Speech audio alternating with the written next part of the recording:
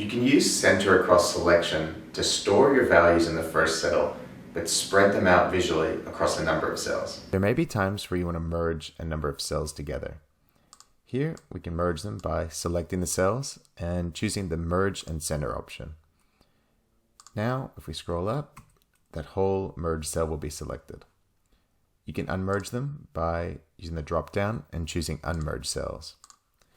Now, some issues occur when we merge cells together, and I'll point those out now. Let's just re-merge them, but this time use the shortcut Alt-HMC.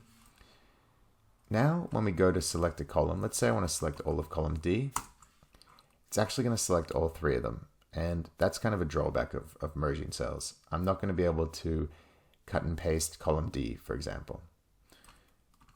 So I'll just unmerge them, Alt-HMU. And instead of merging them, I'll use something called center across selection. This way the text will look the same, but it won't cause us those issues we just saw. So you can do this by clicking on this button and going to alignment, or as I like to do it, using the shortcut Control-1. Now we can choose the alignment to be center across selection.